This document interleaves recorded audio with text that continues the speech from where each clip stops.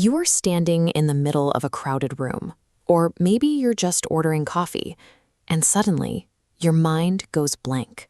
The silence stretches out, your heart rate spikes, your chest tightens, and a casual interaction instantly feels like a high-stakes emergency. To understand why a minor verbal stumble feels so terrifying, we have to look backward.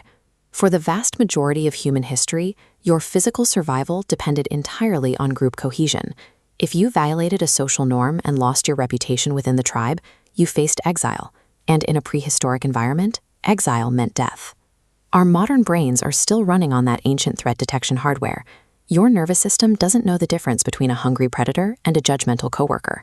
So when you experience minor social friction, the brain hits the alarm bell as if your life is in immediate danger. This means feeling socially awkward is not a personality defect, it is a biological hardware issue. Your brain is simply trying to keep you alive during a perfectly harmless cocktail hour. This data visualization maps out a cognitive bias known as the spotlight effect. It contrasts our massive, outsized perception of how much we are being scrutinized against the very small reality of what others actually notice. Clinical studies reveal a specific metric here. We consistently inflate our perceived visibility by a factor of 2. In reality, those observers aren't judging your posture or your word choice. They are completely absorbed in their own internal anxieties. But this creates a paradox.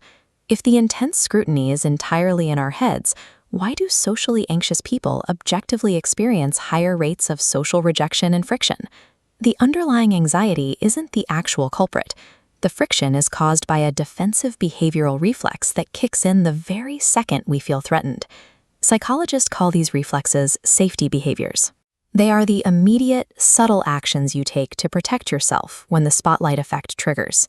You might stare at your phone, avoid direct eye contact, speak in a flat monotone, or obsessively rehearse your next sentence in your head. This flowchart tracks exactly how these defenses sabotage us.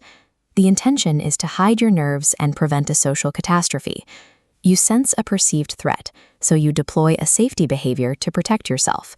But look at the negative partner reaction node. When you lock your gaze onto the floor and offer rigid, hyper-rehearsed answers, your conversation partner doesn't know you're anxious.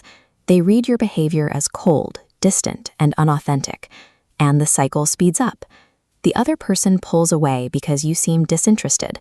Their withdrawal validates your initial fear of rejection, which spikes your anxiety and causes you to deploy even more safety behaviors. We engineer our own awkwardness. By actively trying to construct a shield against isolation, we accidentally build the very wall that keeps us isolated. We need to make a clear distinction here.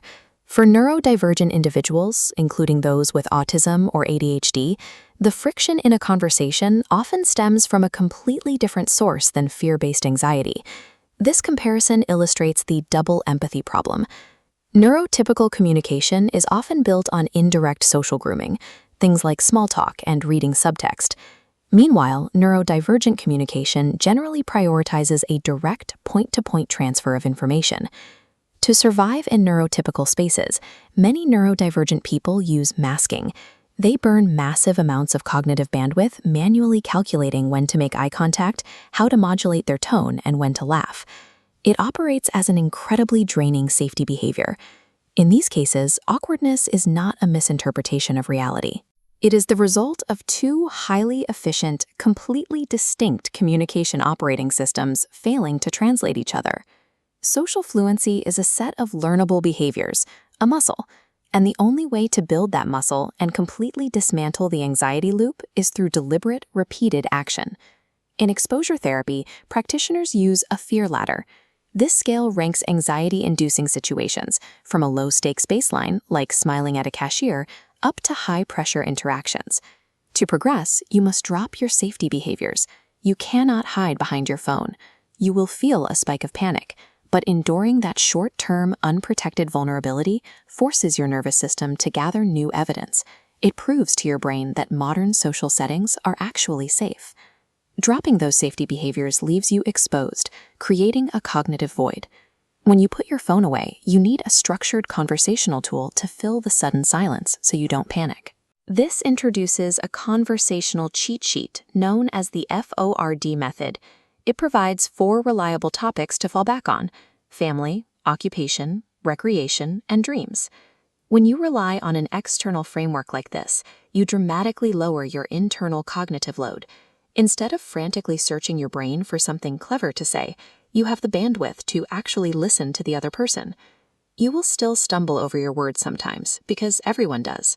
When that happens, practice mindful self-compassion. A misspoken sentence is normal human friction. Overcoming awkwardness requires letting go of the need for a flawless performance. By dropping our defensive armor and embracing authentic presence, we finally give ourselves the true permission to connect. The spotlight was an illusion. The freedom to be yourself is real.